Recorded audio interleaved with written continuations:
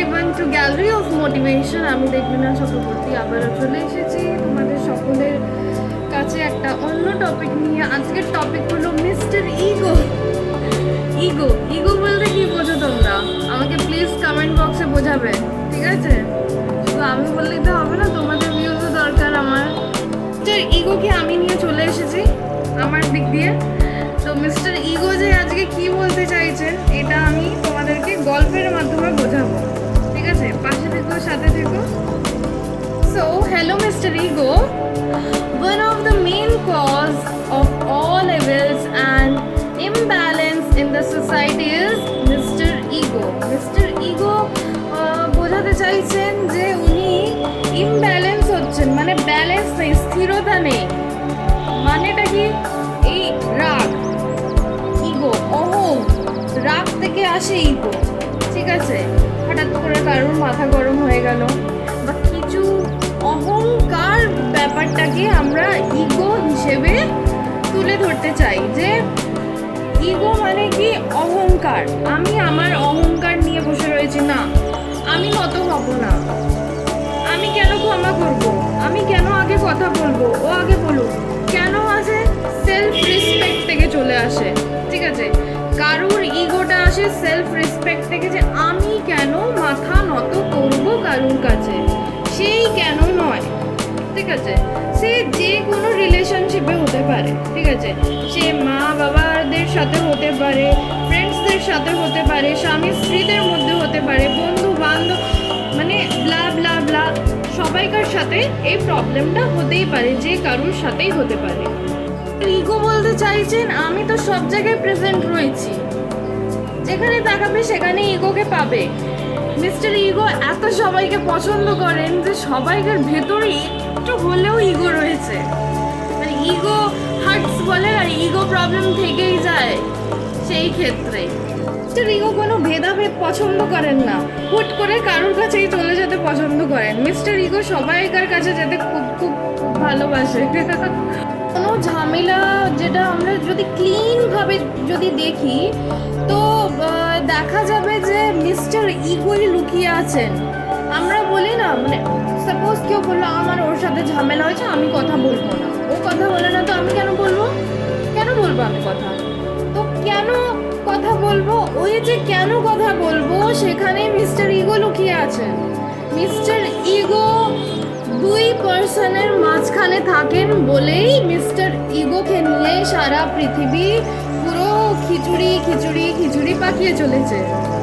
একটু বোঝাতে চাই যে রামকৃষ্ণ কি বলতেন?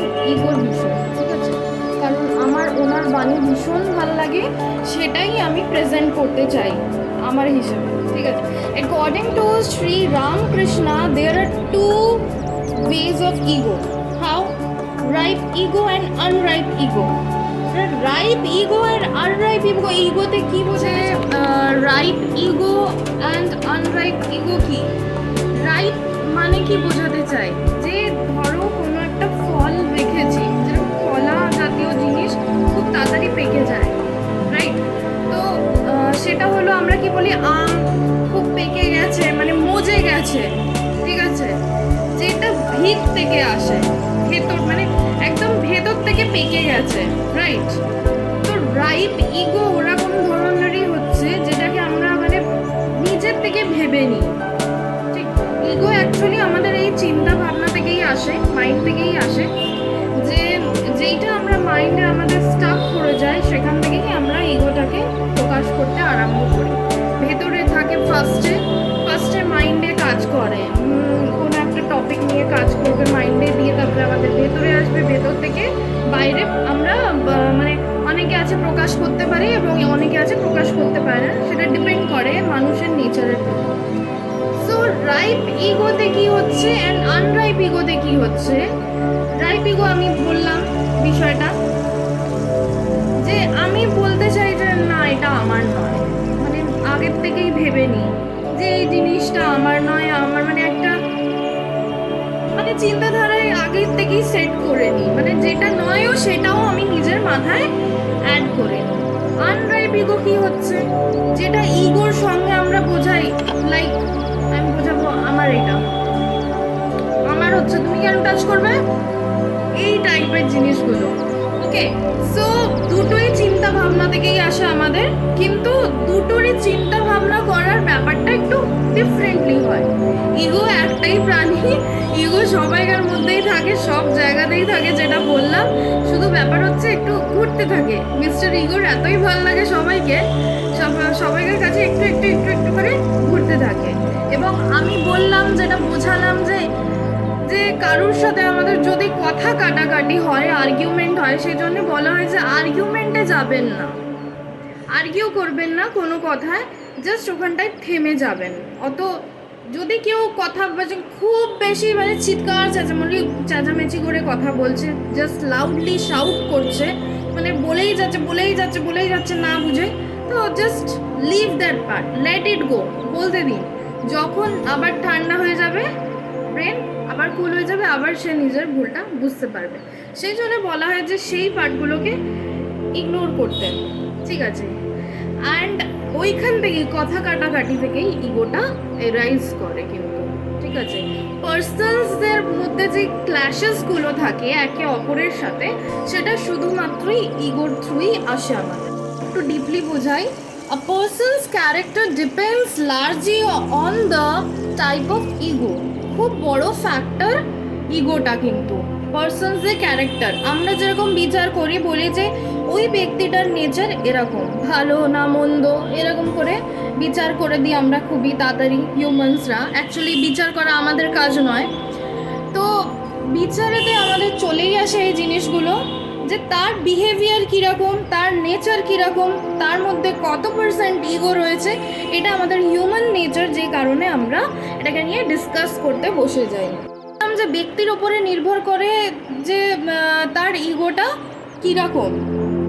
একটা এক্সাম্পল দিচ্ছি, even আমং the members of the same family we see a lot of behavioural differences. বললাম যে একই পরিবারে বহু ব্যক্তিরা রয়েছেন, ঠিক আছে? সাপোজ একটা পরিবারে 5 জন ব্যক্তি আছে, এবার 5 জন ব্যক্তিরই কি সমান ব্যবহার? না, তা হয় না, ঠিক আছে? কারণ হাতের 5টা আঙুল আমাদের কি সমান? নো। তো সেই হিসেবেই আমরা বিচারটা করি যে হাতের 5টা আঙুল যখন সমান নয়, তো মানুষের ব্যবহার কি করে সমান হবে? যেটা কথার কথা, যে এক্সপেকটেশনস রেখো না যে কেউ তোমার সাথে ভালো বিহেভ করবে বা খারাপ বিহেভ করবে। তুমি নিজে ভালো থাকো, নিজে ভালো বিহেভ করো, তাহলে তোমার কি কারোর ব্যবহার খারাপও মনে হবে না, ভালোও মনে হবে না, ন্যাচারালি মনে হবে যে ঠিক আছে, ইটস ওকে, ফাইন। বলি এই ডিফারেন্সটা কেন আসে? Because they all have different types of ego. যেটা বললাম যে মানে প্রত্যেক ব্যক্তিরই আলাদা ধরনের ইগো থাকে, yet another an ill-trained one, and there may also be one who has a perverted ego, ঠিক আছে? বোঝাই যে ill-trained আর trained ব্যাপারটা কি, ঠিক আছে? A person of trained ego thinks nobly, acts gently, and aspires for a sublime goal in a life. Obviously, everybody enjoy his company as his conduct is very amiable and pleasant. For this very reason, he is always happy. As trained ego বিষয় বোঝায় যে যারা trend ego থাকে তাদের ব্রেনেতে কীরকম কাজ করে, তারা খুব বুদ্ধি, স্থিরতা, মানে মাইন্ডটাকে স্থির করে কিন্তু অ্যাপ্লাই করে। যেটা বললাম, ইগো সবাইকার মধ্যেই থাকে, ঠিক আছে? তো সেই ব্যক্তিরা কি করে, খুব বুদ্ধি খেলিয়ে কাজ করে, ঠিক আছে? তাড়াহুড়ো করে কাজ করে না কোনো জিনিস। তাদেরকে বলছি আমরা ট্রেন্ড ইগো, যাদের লাইফে গোল সেট করা থাকে যে আমি এটাই অ্যাচিভ করব, ঠিক আছে? এই ধরনের ব্যক্তিদেরকে আমরা কি বলি, ট্রেন্ড ইগো হিসেবে। মানে অলরেডি ওরা মানে একটা বলে না, you are trained, you are not trained. মানে কোনো বিষয়ের নলেজ নিয়ে থাকা, কোনো জিনিসটাকে প্র্যাকটিস করা, মানে আমরা ট্রেনিংয়ের মধ্যে দিয়ে বোঝাতে চাই, ঠিক আছে? আনট্রেন্ড, যেখানে মনে হয় যে না শিখে আসেনি এখনো সেই বিষয়গুলো, সেগুলোকে আমরা আনট্রেন্ড হিসেবে বোঝাই। তো এখানেও ট্রেন্ড আর আনট্রেন্ড লুকিয়ে রয়েছে। The most happy is he who most promotes the happiness of others. বোঝাতে চাইছে যে সব থেকে বেশি হ্যাপিয়েস্ট পারসন হচ্ছে মানে কেউ কাউকে প্রমোট মানে কি উপরে উঁচুতে নিয়ে যাওয়ার চেষ্টা, ঠিক আছে? সে তাকে বোঝানো হচ্ছে যে সব থেকে most happiest person from others. মানে আমার কাছে যেহেতু সব কিছু আছে, আমি অন্য কারোকে মোটিভেট করছি, আমি অন্য কাউকে ইন্সপায়ার করছি, আমি বলছি যে এই পথ দিয়ে হেঁটে দেখো যে তোমারও কীরকম লাগে। মানে উদ্যোগ নিয়ে কাজ করা, ঠিক আছে? উৎসাহ দেওয়া মানুষকে, ঠিক আছে? আনট্রেন্ড ইগোর বিষয়, one with an untrained ego remains busy blowing his own trumpet and making much ado about nothing. Such a person is like an empty vessel that makes much noises. এবার আনট্রেন্ড ব্যক্তিদের বিষয় কি বোঝাতে চাইছি? Untrained ব্যক্তি যদি কোনো খালি বাসন থাকে, ঠিক আছে, যদি মাটিতে পড়লো ডগ ডগ করে আওয়াজ করবে, বা ড্রাম পেটানো মানে যে নিজের ঢেড়া নিজেই পেটায়, আমি এটা করেছি, আমি ওটা করেছি, আমি এটা করতে পারি, আমি এটা ভালো জানি, আমি ওটা। তুমি যদি কিছু ভালো জানো তোমার গুণ দিয়েই সবাই জানবে, নিজেকে বলতে হবে না যে আমি সবচেয়ে ভালো, ঠিক আছে? নিজের মনে বলো কাউকে গিয়ে, এই শোন তো, দেখ তো আমি কিরকম, আমি ভালো কিনা, আমি খারাপ কিনা, এগুলো করার কোনো দরকার নেই।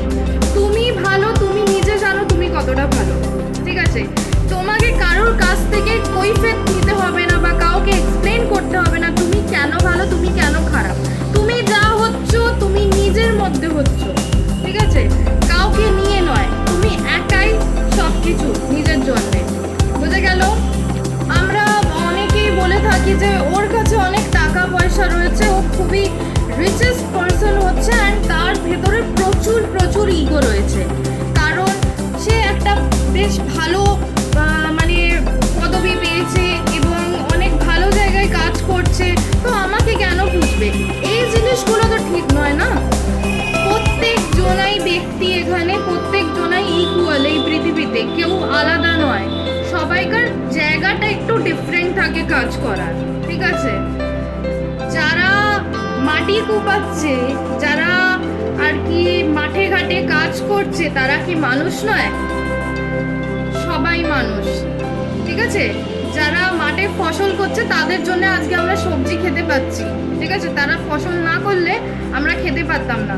তো কিষানদেরকে না স্যালিউট জানানো উচিত, এত মেহনত করে ওরা রুজি রুটি কামাচ্ছে, তো সবাইকে ইকুয়ালি থাকা উচিত। কারুর কম বা কারুর বেশি এইভাবে ডিফাইন করে কাউকে চালানো উচিত নয় বলে আমি মনে করি পার্সোনালি, ঠিক আছে? তো তোমরাও নিজের চিন্তা ভাবনাটাকে একটু চেঞ্জ করো, এই জায়গাগুলোকে একটু মানে ডেভেলপ করার চেষ্টা করো। আমি এই যে কেন এই জিনিসগুলো আনছি মনে হবে খুব বোকা বোকা, but this is not a বোকা থিং, ঠিক আছে? বোকাটাই অনেক কিছু নিয়ে চলে যায়, ঠিক আছে? তো আমাদেরকে বুঝতে হবে কোনটা ঠিক কোনটা বেঠিক, এই জাজমেন্টটা কিন্তু নিজের ভেতর থেকেই আসবে, ঠিক আছে? আমি পার্সোনালি মনে করি যে মানুষ যদি সঠিক এডুকেশনটা পায়, নিশ্চয়ই সে নিজের রুজি রুটি নিজে উপার্জন করার চেষ্টা করবে। অ্যান্ড মানে মানুষের ভেতরে না ইচ্ছা, চেষ্টাটা শেষ হয়ে যাচ্ছে আস্তে আস্তে, সেটাকে ডেভেলপ করা উচিত। কেন? মেহনত করব, নিজের টাকায় নিজে বাঁচবো, ঠিক আছে? পরে কি করলো, মানে ও কি করলো, সে কি করলো, সেই কথায় কান না দিয়ে নিজেরটা করব। সে আমার কাছে টাকা থাকুক চাই না থাকুক, নিজের মধ্যে ইগোটাকে আনবো না। ইগো আনলেই সম্পর্ক খারাপ হবে এবং খুব জটিলতা বাড়বে জীবনে। তো আমার সবাইকার কাছে অনুরোধ, রিকোয়েস্ট বলতে পারো যে প্লিজ ইগোয়েস্টিক ব্যাপারগুলো থেকে নিজেকে সরিয়ে আনো, পিসফুলি থাকো, পজিটিভ থাকো। যত পজিটিভ চিন্তা ভাবনা করবে এই আস্তে আস্তে এই জিনিসগুলো কাটবে। দেখো অনেক কিছু বলার আছে, কিন্তু এই ছোট্ট সময়ের মধ্যে তো সবটাই বলা সম্ভব নয় না। তো চেষ্টা করি যে এর মধ্যে থেকে কি ছোট্ট ছোট্ট করে বোঝাতে পারি তোমাদেরকে। তো ইগো নিয়েও আরও অনেক কিছুই রয়েছে, কিন্তু আজকে ছোট্ট করে বোঝালাম। আবার চেষ্টা করব পরে যদি আমি বোঝাতে পারি, নিশ্চয়ই আমি চেষ্টা করব। তোমরাও কমেন্ট বক্সে জানাবে নিশ্চয়ই করে। সবাই খুব ভালো থেকো, আনন্দে থেকো, হ্যাপিলি থাকো, প্রত্যেক দিন যেন ভালো কাটে সবাইকার। Have a good day, by.